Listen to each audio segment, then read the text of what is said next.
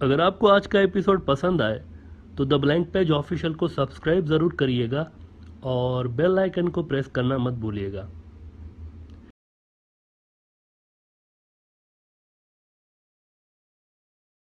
Nadreen, कुछ महीने पहले मोदी साहब बांग्लादेश आए थे तो पूरी दुनिया में इंडिया की जगह सही हुई थी।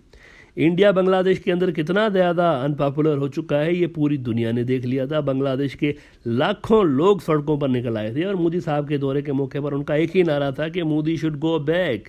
और कई जो बांग्लादेश के लोग थे इन प्रोटेस्ट में पुलिस के साथ होने वाले क्लैशेस में जान भाग भी हो गए थे। एक तमाशा लगा रहा इंडिया की फेल्ड डिप्लोमेसी का। जब तक मोदी साहब बांग्लादेश से वापस तशरीफ नहीं ले गए एक तमाशा लगा रहा इंडिया का। दुनिया भर में बीजेपी सरकार की फेल्ड बांग्लादेश पॉलिसी खुलकर सामने आ गई थी, लेकिन आदत से मजबूर इंडिया ने इसका भी इल्ज़ाम पाकिस्तान पर लगाते हुए कहा था कि ये सब पाकिस्तान ने करवाया था।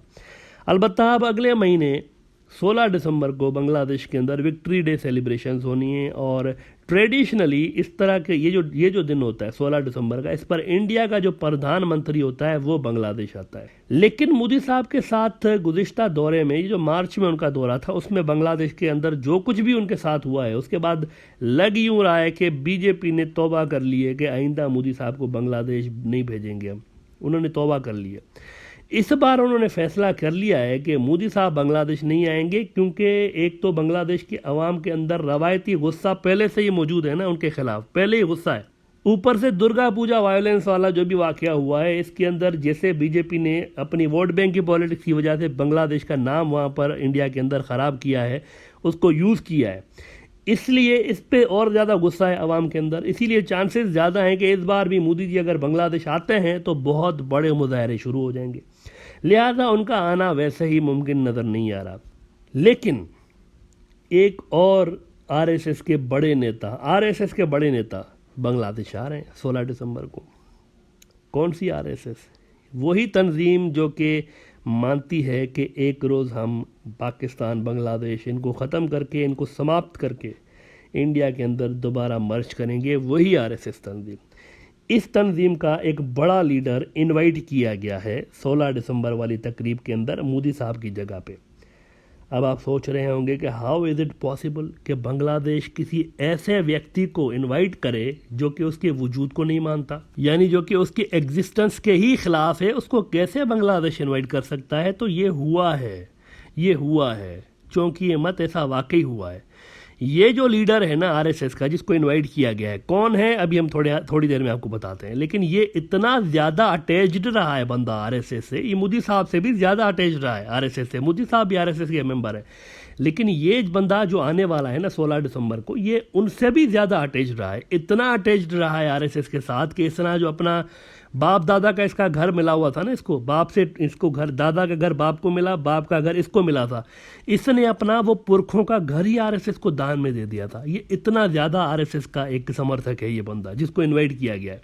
और उस बंदे ने अपना पुरखों का घर इसीलिए आरएसएस को दिया था कि ये ले लें, ये मेरा घर आपके मिशन में काम अगर आता है तो ये ले लें। कौन सा मिशन? बांग्लादेश और पाकिस्तान को ख़त्म करके इंडिया में मिलाने का मिशन। ये बंदा इतना ज़्यादा कट्टर आरएसएस का सपोर्टर है, इसको बुलाया गया है। अपना घर तक उस बंदे ने आरएसएस को दे दिया था।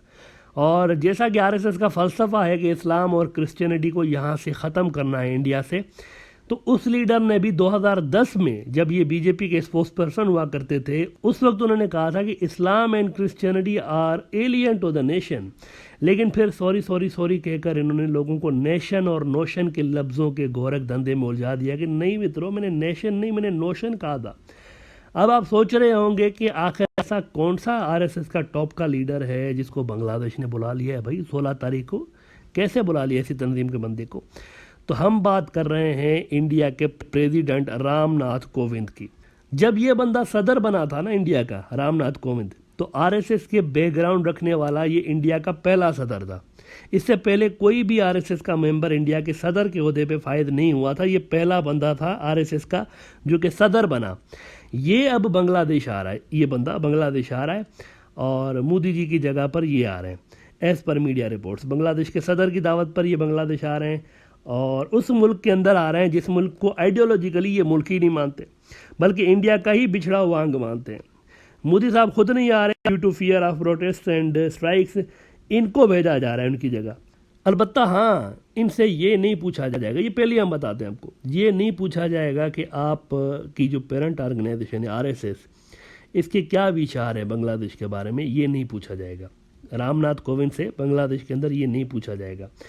इनसे ये भी नहीं पूछा जाएगा कि भाई अभी कुछ रोज़ पहले जो आरएसएस ने दुर्गा पूजा वाली वायोलेशन पर एंटी बांग्लादेश एक रेजोल्यूशन पास करके रखा हुआ है, जिसके बारे में वैसे बांग्लादेश के अंदर बहुत सारे लोगों को पता ही नहीं है कि क्या रेजोल्यूशन आया, लेकिन हमने ब्रॉडर व्यू में बात की थी इस पर।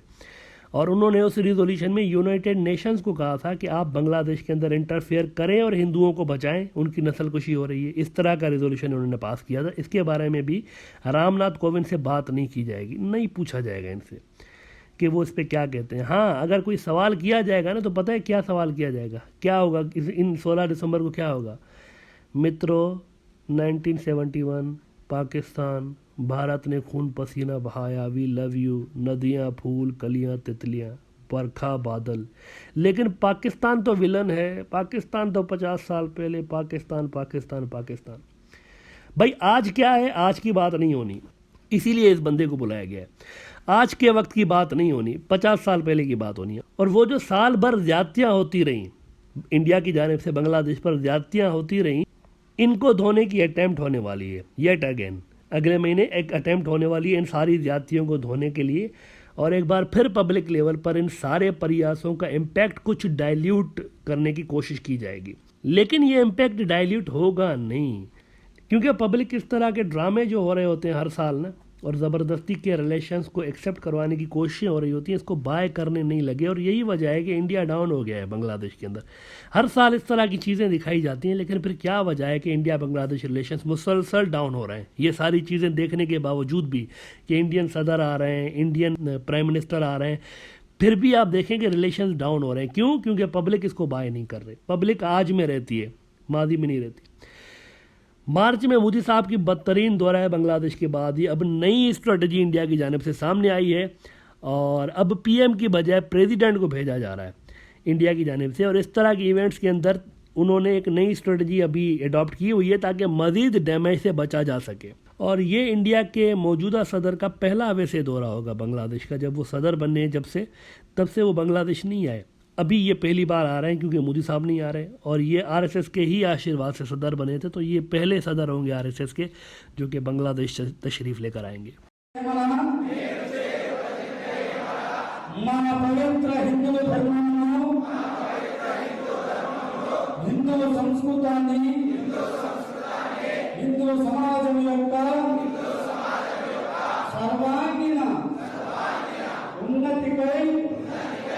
నేను బజరంగల్ ఘటకునిగా